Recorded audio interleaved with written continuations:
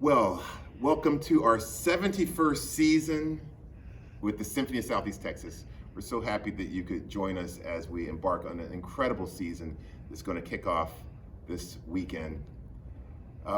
This program that we have some wonderful music that we want to share with you. We'll start things off with the music of the great opera composer Giuseppe Verdi, his Nabucco Overture. Verdi was known as a very prolific opera composer, and what's so fascinating about composing at that time in the 19th century is they had to write out every single note for these very long, expansive pieces.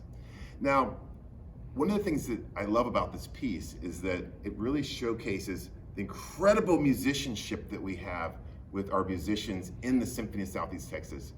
It starts off with this beautiful chorale with our trombones and tuba, and then it goes into this very lyrical section with our oboe and clarinet, and it shows the wonderful musicianship that we have.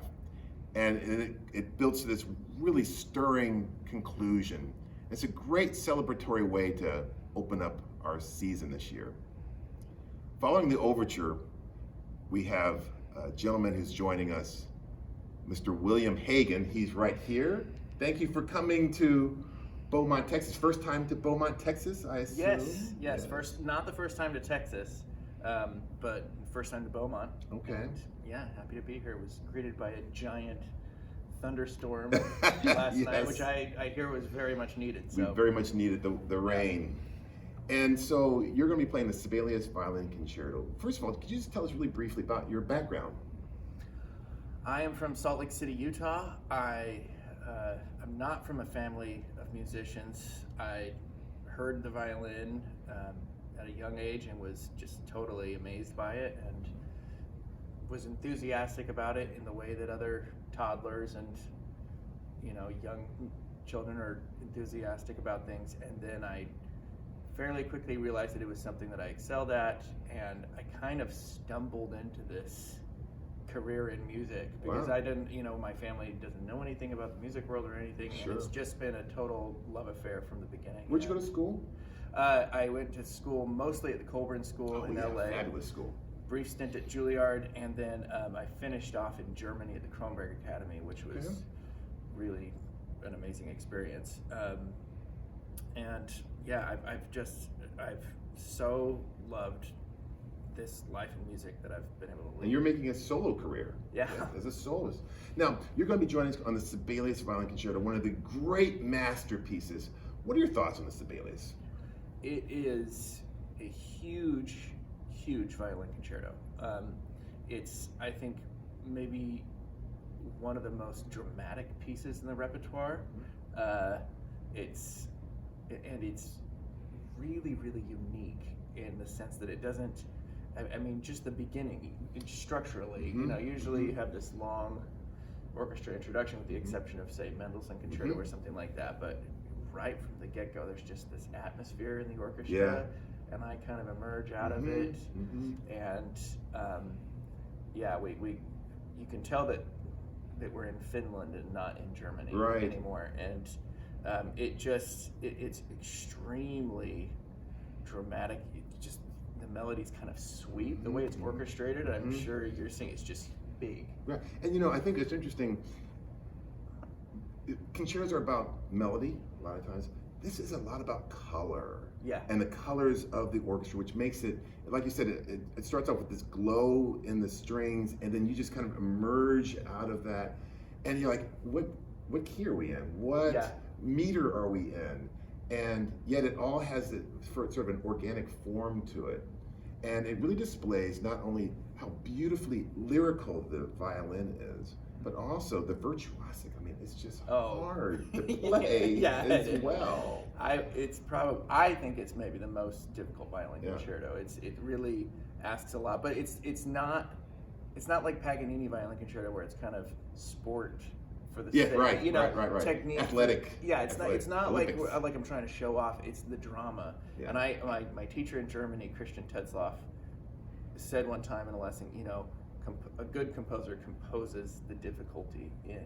So if it's technically difficult, that's emotionally difficult. Yes. And so yes. it's kind of or emotionally exciting. Anyway, it's not just hard to show off. Right. It's narrative. Yeah. And you said it's colorful but it's not to say that there aren't unbelievable melodies. I mean, some of the best melodies in the repertoire. And so well, I tell you, gorgeous. For programming purposes, our principal clarinetist, who's also a conductor, he's like, we should do the Sibelius. Because I'm a clarinetist. Yeah. It's got a great clarinet. Amazing and a beautiful oboe, yeah. beautiful things to really showcase the orchestra in addition. So we're not just acting as a shadow, but we're interacting. And that's what I like about the rehearsal last night, how we can interact with the orchestra so they're part of the experience. Yeah, and I mean, even just the way that I collaborate with the viola section. Yes. There's really prominent stuff. The first time it's just with the principal viola, the second time with the whole section, kind of going back, and it's a very collaborative piece, and it's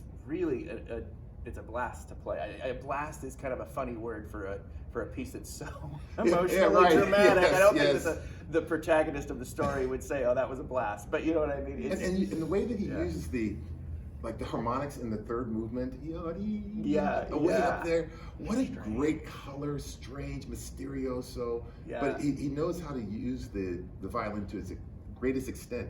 And you have a great violin. Could you tell us a little about your violin? Yeah, it's a Stradivarius from 1732. Wow. It's got a name. It's the Arkwright Lady Rebecca Sylvan.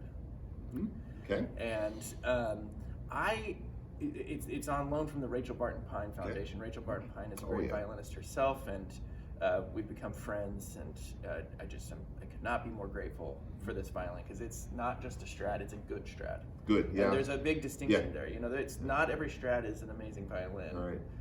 This one's an amazing violin, and I don't want to say this with absolute authority, but I heard that the violinist Joseph Joachim, who premiered Brahms Concerto and all this stuff, actually played on this violin a little bit. It wasn't his primary instrument, but he history. I think he played it in a quartet and things like that. And there's a written thing where he said, "Wow, this is a really good one." Nice. So if he thought it was a good one, and he had all of the violins, the greatest violins in history at his disposal, it's a good one. Nice. It's a really good one. And like you said, on the Sibelius, you need a absolute, drop dead violin. You do. You need a powerful violin. Yeah. And you need a colorful violin. You need something that's really special. And I mean, people at the concert will hear that it's a really great instrument. We're looking forward to having you with us. On the second half of the concert, we'll have the Tchaikovsky Swan Lake ballet music. And again, very beautiful melodies, very different sound world from the Sibelius, which is what I like about this concert. There are a lot of different sound worlds going to be happening on this program. But joining us will be the Beaumont Civic Ballet Company, who have been around for decades. And there'll be about 12 of their dancers joining us on that. So it'll not only be a wonderful ballet music, but also a visual affair. Tchaikovsky, of course, known for his ballet and known for beautiful melodies. Have you done the Tchaikovsky Violin Concerto? I would assume you have. Many times. Many times. Yeah. That's hard too. Yeah. In a different way, in a very different way from the Sibelius. The Sibelius is dancey in the last movement, but it's more rustic. Yes. And Tchaikovsky, the Violin Concerto, is ballet.